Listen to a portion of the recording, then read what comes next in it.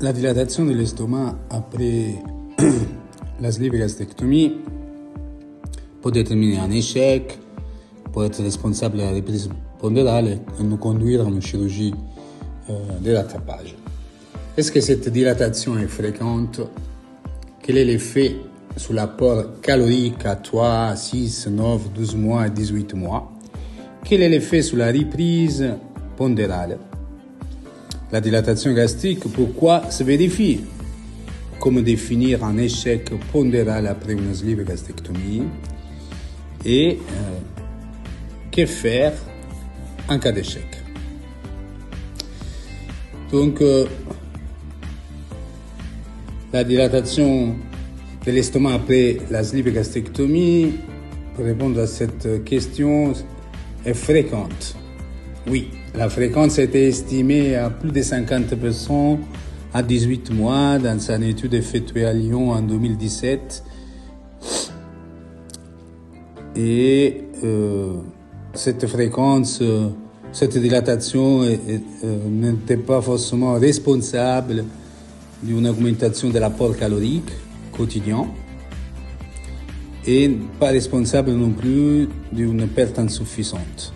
On voit effectivement que l'apport calorique arrive à 1000 calories à 3 mois et à 1600 à 18 mois, sans différence entre les deux groupes, le gris de la dilatation et le blanc sans dilatation. Vous voyez dérouler un scanner avec opacification orale qui montre une dilatation de la gastroplastie. Est-ce que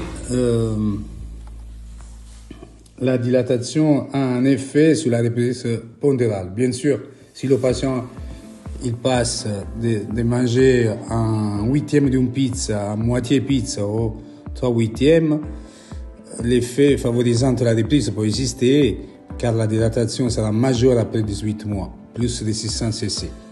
30% des patients opérés d'une sleeve ont une perte insuffisante ou une reprise de poids. Nous donnons plus d'importance aux déviances alimentaires avec une chronologie des grignotages augmentés, des junk food, de la sédentarité, au manque de poids. La dilatation gastrique se vérifie donc dans plus de 50% des cas selon l'étude Lyonnais. Tous les facteurs qui augmentent la pression intragastrique, l'excès alimentaire, l'excès de quantité, la tachyphagie, les boissons gazeuses, boire, manger en même temps, peuvent être responsables de cela. Et l'estomac banane pourrait devenir quasi un estomac pastèque. Comment définir un échec pondéral après une sleeve gastrectomie?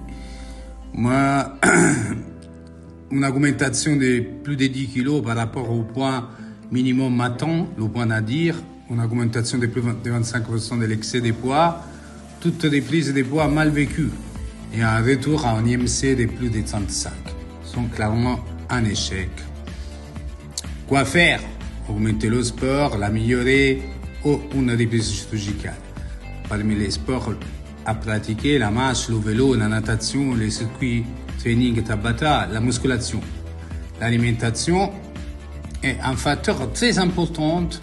Il y a des études qui sortent dernièrement sur l'importance du jeûne intermittent, l'efficacité du jeûne intermittent avec le protocole ADF couplé à l'alimentation low carb. Clairement, il y aura une chirurgie type bypass s'il y a un reflux gastro-œsophagien.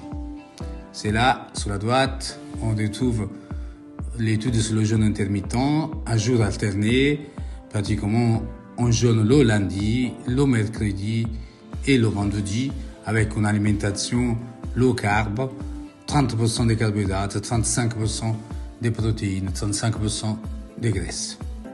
Depuis 2010, un engagement éditorial dans l'information médicale, une aide à la prise de conscience des risques pour les patients obèses à Montpellier et dans toute la France, plus de 2500 patients obèses suivis et plus de 1200 sleeve gastrectomies réalisées depuis 2010. Merci pour votre suivi fidèle et grandissant et pour l'attention que vous avez portée.